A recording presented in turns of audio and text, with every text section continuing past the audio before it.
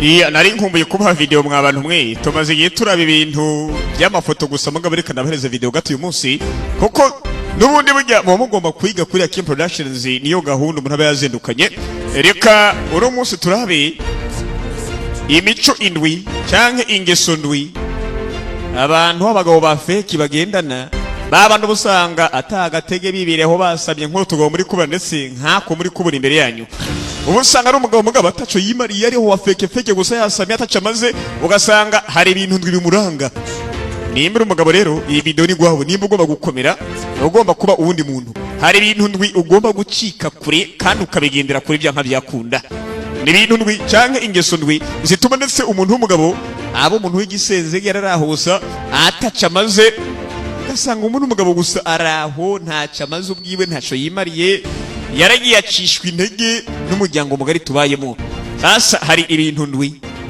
bituma umuntu w'umugabo acika intege akaba wa muntu yumvira buri kimwe kije atakiyo na kimwe ashobora gupinga babagabo bancishwa muri make noneho kugira ngo ducike bya bindi byacishwa reka twige ingeso ndwi ukwiye kwirinda ukwiye kujya kure kugira ngo wisubize ikuze rega tuvuga abagabo kubera abagabo aribo bahawe ishema n'Imana kugira ngo bayobore ubundi Bibiliya iravuga iti mu Bikorinto ba mbere 11 ku murongo wa 3 munagomba ko umenya ko umutwe wa Yesu ari Imana noneho umutwe w'umugabo ngo ari Yesu umutwe w'umugore akaba umugabo ubwo urumva bibaye amacuri kiba ari kibazo kandi gikomeye hari abagabo usanga n'abandi bo kwizera gusa buri kimwe babwiwe hari ugupfa kumviriza gusa ataca bopinga mu buzima ibe nive tugwanya nk'abagabo b'iyi minsi dukeneye ko duhindura nibihe bintu ndwi bituma umuntu w'umugabo abo umuntu wa fake yasamye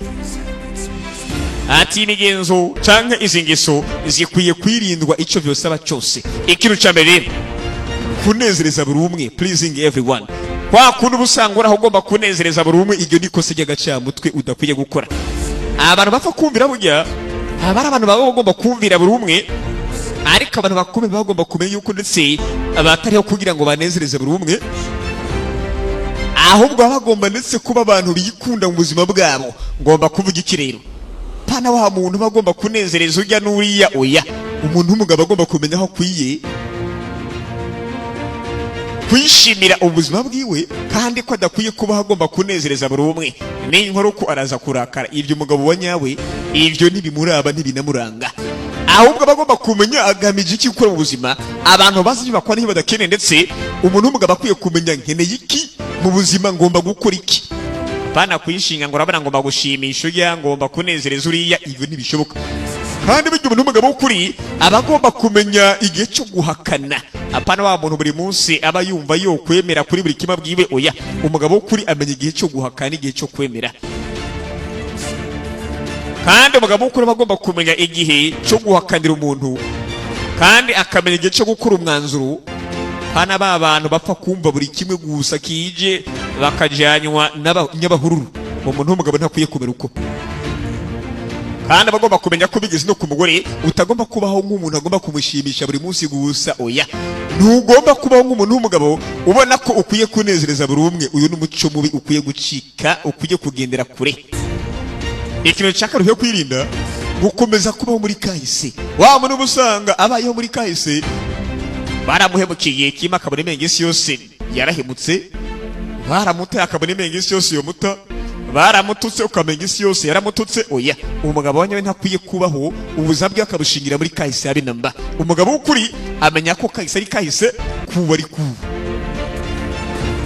abagabo b'abanyantege nke buri munsi bavuga kahise kabo bakagakoresha ndetse nk'icyitwazo ariko uba ugomba kumenya ko ari ubugugu ku muntu w'umugabo bujuju gukomeza kuba muri kahise ubu ni umugabo w'umunyantege nke uba ugomba kumenya ko ibyabaye noneho ukamera nk'uyu mugabo muri kubona amaheshi babu urabona ko agenda ni style muri make ntugomba kubaho muri kahise uba ugomba kugira confidence mu buzima kandi ukemeza neza yuko ugomba kumenya ko kahise karenganye ugomba kumenya kuri kazoza ariko ni mu biruko buri munsi abagabo banyabo nibakunda kubaho bisunze kahise cyangwa buri munsi bagarukana kahise ugasanga ukunanye n'umugore cyangwa umukobwa ugiye kubakana kubera uhemukiwe n'umwe kubera ikintu cyabaye kubera byibuze ugasanga nyine ufise umukobwa akunda kwitahira saa moya ugasanga uwa mbere yaraguhemukiye kubera gutaha saa moya ugakigomba kubigarukana buri munsi nkaho menga abakobwa bose bahemuka saa moya. Oya, umugabo kuri n'abaho muri kahise ntibishoboka.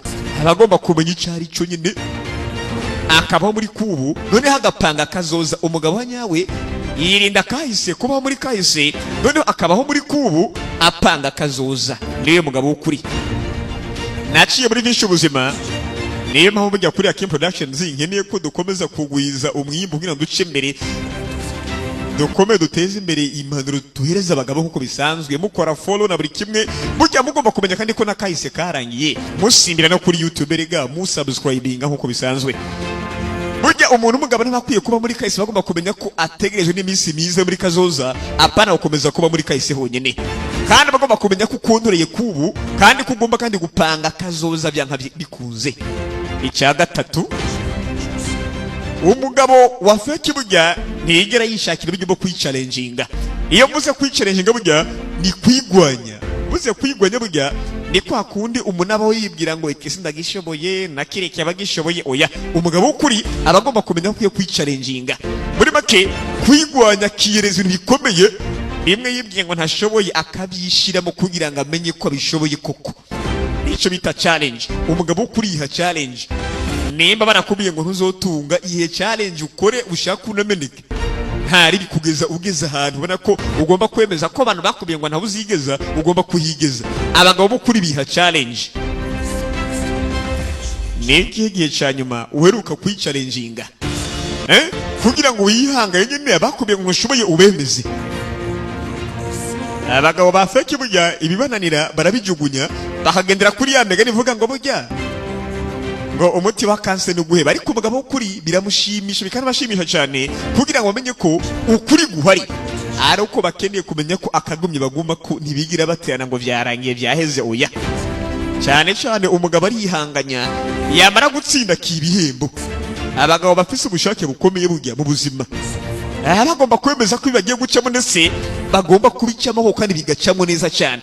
Pana kwama wicina nge ngo sinshoboye ngo urabona ndabirekeye bagira ibyo bintu ngo bishoboye ba Hakimu. Oya, ikintu cya kane, wa mugabo usanga abayeho atagira agatsiko abarizwa mu canke se akagwi runaka kamudubuza. Ariko erega si gupfa kuba mu gasaka ariho kose burya uba ugomba kuba nimba uri mu karitsiye, nimba uri ahantu mu muryango runaka canke mu muhari, uba ugomba kwemeza aho ugomba kwiyubakira agatsiko k'abantu bakudubuza nawe ukadubuza. Ba bantu nyene uba usanga hanini mufise ubuvukanye bushingiye ku nyungu kuco mumariraniye. Uyu niwe mugabo w'ukuri. Nyamwigenda ko burya baca umugani ngo yagize ki, ubwo murabyumva. Ntushobora kubonka nyamwigenda ko naho mengo nta bantu ukeneye. Oya, ubukeneye abantu mugabo ugatoranya abantu baha bandi bazogira icyo bakumariye. Nico umugabo w'ukuri ndetse bagomba gukora. Uba ugomba kwemeza ko ufise abavukanye mugomba guhuzwa hamwe, mufashanya mu bintu bimwe canke ibindi kandi mu bihe byose.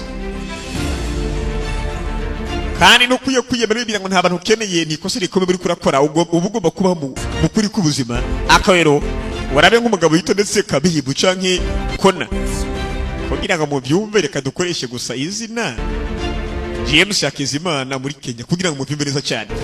Ngo uyo mugabo kuko ni nkomeza kuva kabibu burya biraza kubagura kumva neza, ariko dukoreshe abantu muzi b'abarundi nyene. Seko ati yarazengurutswe n'abantu, yarasumba ubuzima. Uwo bita James Hakizimana Claude yarazengurutse n'abantu asumba ubuzima ku buryo atarumwe yatinyuka kumubwira amakosa akora wareke kuyakora kubera abantu rwose yarafasha muri ico gihe. Bituma ndetse Claude Hakizimana James yishira mu byago birakomera kubera atarumwe yigeze amubwira amakosa ye ngo yavemwo. Ariko abagabo b'ukuri bagomba kwemeza nimba bari muri ekipe imwe ko bagomba kubwira abandi bagabo bagenzi babo ko ibyo barimo ari amafuti, naho byosobanura ko undi muntu yokwanka atokunda ibiri kumubwira. Uba ugomba kwemeza, ugomba kumubwira ko ibyo akora ari amakosa agomba kubivamo. Umugabo w'ukuri ntagira urimi kuri mugenzi we, aba agomba kumubwiza ukuri byanka bikunze, akamubwira ati ibiri kurishoramo sivyo, ndabiguhakaniye ntuze wongere. Ugomba kumenya niba uri umugabo ugomba kubira mugenzi wawe akwiye kuva mu kibazo cyangwa se mbere ko yitwara kandi ukamubwiza ukuri. Claude James Claude rero yabaye inyamaswa y'imbarirwa mbicene kuba atigize hanurwa neza, birangira bigenze nabi. ariko mugenzi w'ukuri buryo ugomba kumenya niba uri umugabo ugomba guhanura mugenzi wawe akwiye kuva mu kibazo ko akwiye guheba ibe ariko yitwara ariko yishoramwo. Nibyo bigaragaza ubugabo bugomba kwemeza ko abagukikuye ndetse bakwiye kumenya neza bahagira umuco utavangiye.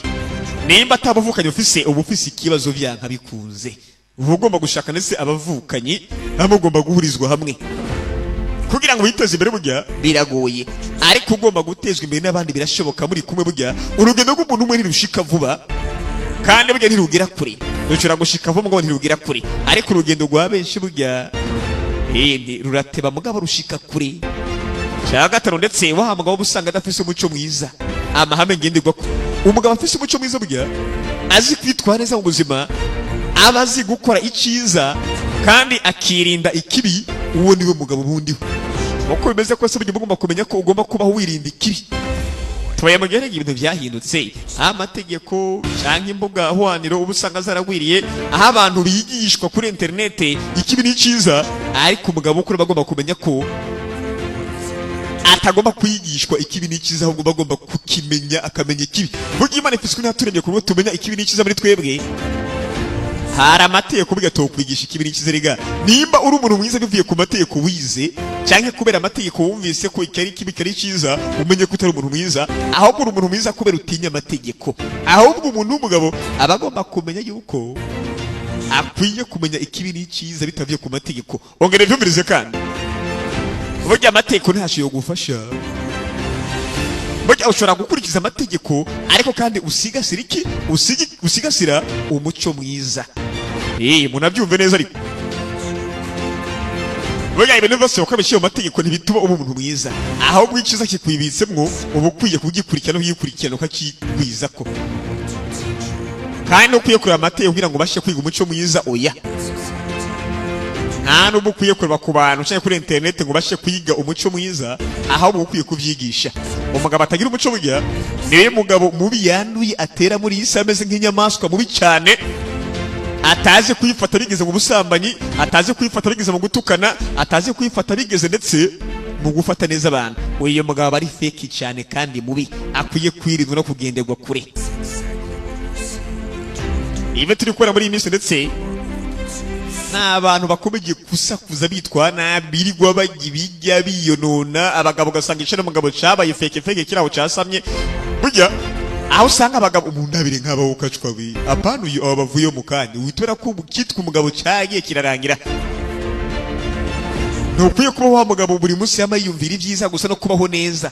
Nimbuga ibyiza ni kwa kundi umugabo ayumvira ko akwiye kubaho neza nk'umugore nyene, akwiye gusumirwa agirirwe neza. Oya, nta mugabo akwiye kuba muri ubwo buryo ntibibaho. Umugabo akwiye kumenya ko challenge ibaho, kandi akwiye gufata buri kimwe kivuye mu bikorwa bizima pana ibikorwa bibi. Cya gatandatu ndetse wa mugabo yirirwa kuri TikTok aduza gusa nabo tuvideo tw'amafuti ataco tumaze, uwita umenya kuri umugabo wa fake.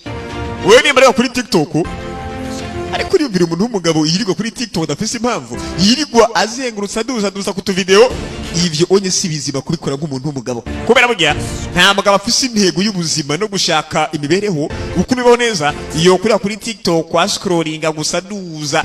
TikTok ishobora kwigisha, ariko burya amavideo menshi n'abashimisha na mase gusa, nta video ziba zirimwo. Niyo mpamvu rero kwirirwa muri TikTok buri munsi uzengurutse uduza umanura, umuntu w'umugabo agomba kumenya aho akwiye kwirirwa. Kuki akwiye kwirirwa araba ikintu bita iki, asoma igitabo byibuze, cyangwa araba documentaire nko kuri Kim Productions kuri YouTube Desa 57 kugira ngo abashe kumenya ibimuhugura, anongere kandi anamenye ibigomba kumwigisha kubaho nk'umuntu. Apana kwirigura aba TikTok gusa utuvideo tw'amafuti, buri kuraba abafunga amaburo, buri kuraba abakobwa banyonga ibisusu, buri kuraba ndetse ng'ibyamamare. Ibi bari biki umuntu mukuru. Umuntu w'umugabo nimba agomba kutabariza mu banyantege nke, abagomba kwemeza ko akwiye kubaho yisunga hanini iki kuraba TikTok araba ubuvideo bw'amafuti, abagomba kwemeza agomba kuraba byibuze igitabo akagisoma, akaraba ikimufasha cyangwa kumviriza ibiganiro bifise icyo bimumariye. Pana kwirwa kuri TikTok mw'abantu uraba amafuti cyangwa akigira, ndetse umuntu w'umugabo akigira ku bantu bakomeye bahageze ku bikomeye, ahubwo abagabo ba none basigaye bamara umwanya bari kuri TikTok gusa ukamara amasaha 3 ane uri kura scrollinga gusa uduza ubona utuvido tw'amafuti tutakungura ikintu na kimwe habe na busa. Ubwo si ubugabo. Ugasanga ubongo bari kura bwuzuza amase atakuri kubirimo. Ugasanga ubongo bwuzuye umwanda gusa. Ibaze guhitamo TikTok ukayirutisha igitabo usoma, bongera barakubira ngo umuntu asome igitabo burya abameze nk'uri ko araca muri gahunda z'ubuzima, abasa n'uri ko aca mu buzima ibintu womenye mu myaka 20 ushobora kumenyera mu gitabo mu kugisoma rimwe ryonyine. Niyo mpamvu rero umuntu w'umugabo nyawe guhitamo TikTok akayisimbuza igitabo aba ariko arakora amahana akomeye cyane. Ubwo n'ubujuju bukomeye cyane.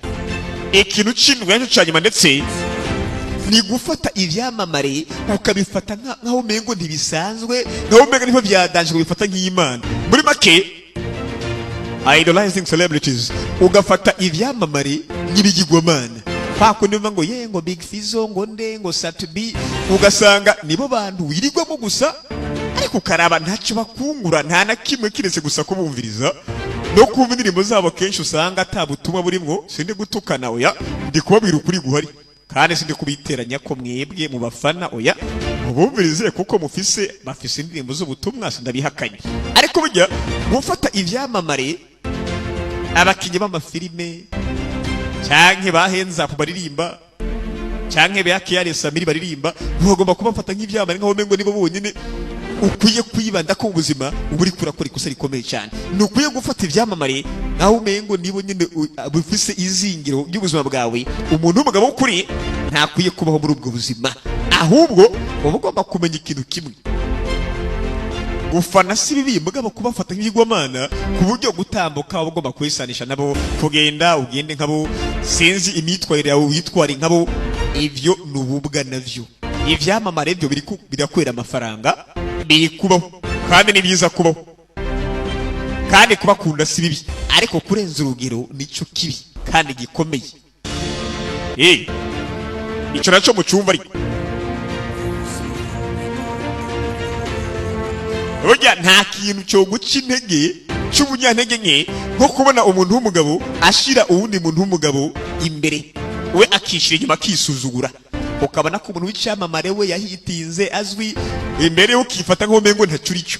Ibyo mubirekera abakobwa gufata ivyamamare nk'ivyitegerezo, gufata ivyamamare nkaho mengo birareze. Ariko ni muri umuntu w'umugabo koko ubwo bushake ubukuremo kubona icyamamare ko kirenze wa muntu we. Ukabona nkaho mengo icyamamare kirareze nkaho mengo, ugasanga mu nzu hamanitse amafoto y'ivyamamare, ugasanga muri telefone profile ni ivyamamare, ugasanga ufise imiziki yaririmbwe mu myaka 30 yishize y'ivyamamare niyo wumviriza, ugasanga muri iyo muziki ndetse nta na kimwe uhugurwamo. Ukibaza aba n'abagabo bwoko ki, bikagushobera. Ariko urazi ko ukwamamara no kumenyekana cyane bituma abantu bacika impumyi. Uko bigenda rero isi ya none iko n'abangi hatwigije hafi ku buryo usanga abantu b'abagabo benshi bikundira kwamamara, ugasanga bashira imbere ivyamamare bakisarisha nabo, ariko ugasanga ntibazorenga n'umutaruriga abeno. Ugasanga abantu bagiye kure y'Imana ahubwo bari hafi y'ivyamamare gusa bikanakomera. Ugasanga abantu babwiye ngo ari ibikorane, ariko Imana ishimwe ryari burya mwaritabiye igikorane. Imana ishimwe ko mwagiye mu bikorane murumva ijambo ry'Imana. Ariko ugasanga haje abastari ba Diamond muri Tanzania bahehe, ugasanga abantu barahuruye, mugabo ugasanga mukunda ivyamamare gusumba ndetse uko mukunda iki gusumba uko mukunda n'Imana mu gihe cyangwa ubundi. Uwo rukundo ukunda icyamamare kubera ko utorukunda Imana byibuze yo yatumye ubaho ikabina kurinze kugeza uyu munsi. Ariko ugasanga umuntu mukuru uri gukunda icyamamare kirimba amase, kirimba nako amase afise n'agaciro, ahubwo kirimba amazira ntoke nayo afise agaciro uravye neza uko ubwe n'ibintu ntabiri. Ugasanga indirimbo amapiano, ugasanga ukuntu umusego bari mu mapiano, amapiano se ya bitari bashake bashiremo, ariko burya ntaco bimaze byose. Burya ugashira imbere icyamamare mugabo ugasanga nta nico baririmba kiguhugura kinagufasha. Ariko ugasanga ukuntu ari umustari wo muri Amerika mu ndirimbo aririmba nta nubwo utawuri bari ko aririmba, ubwo babwita ubunyantege nke mu bagabo. Abantu benshi bagahitamo gukunda ivyamamare gusumba n'Imana ubwayo. Ariko nagomba ko abantu bamenye inyo ndi kuvuga ndetse kugira ngo mbenye impamvu yuko abantu benshi iyi mpamvu mutizera Imana mutanayubaha ni uko hari abandi mwashize imbere nk'ivyamamare, kandi ico ni ikibazo gikomeye cyane.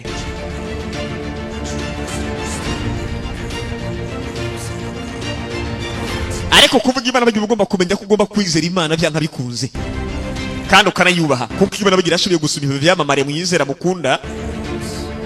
Ha gufana icyamamare cyane ugomba ho gufana Imana naho utarayibona. Ugasanga yari ivyamamare niba bayoborera mu busambanyi, mu rukundo rw'ibyisi n'ibindi by'ubugugu byose, ndetse mu yikusanyiriza ugasanga ni ibintu bidahwise habe namba.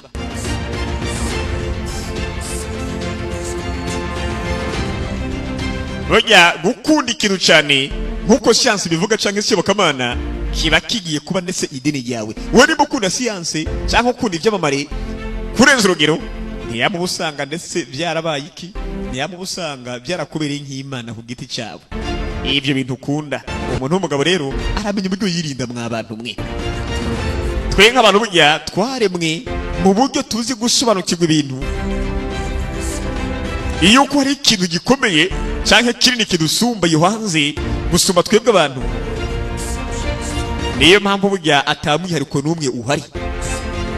Ubwo rero buri munsi uba ugomba kuyisuzuma kugira ngo wemeze neza ko utari kurashira ikiremwa muntu cyangwa umuntu mugenzi imbere ngo nuko ari cyamamare.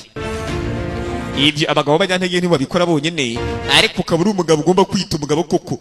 Icyamamare se ni ikintu umuntu nkawe rega, none gusa mubaha hiti mukamubaha mugabo ni umuntu nkawe, ahubwo umuntu w'umugabo agomba gushira Imana imbere n'ibikorwa akora, kandi nawe akishira imbere, agashira imbere abandi mugabo ntabafate nk'ibigirwamana. Kora akazi ufasha abantu, umenye ko ukwiye kwiteza imbere, kandi umenye ko udakwiye guteshwa umwana ivyamamare bitari ko birakungura ikintu na kimwe. Ni bibi. Ibi nibyo mukwiye kumenya. Banza mube abagabo nyine muriki ibintu byo kwitwa nabi. Mbere usanga mukomeze mukore subscribe kuri Kanda Productions nkuko bisanzwe desa 57 kuri YouTube. Subscribe zirakenewe ziwanyu. Ikindi kandi burya no kuri Facebook mukomeze mukanda kuri like, mongere kandi burya munafyode kuri follow. Byo bavyiza kurusha hagati naho butaha. Abongiye kubaheza ama video ko nabonye muri yakunda nayo. Bye bye, ciao ciao.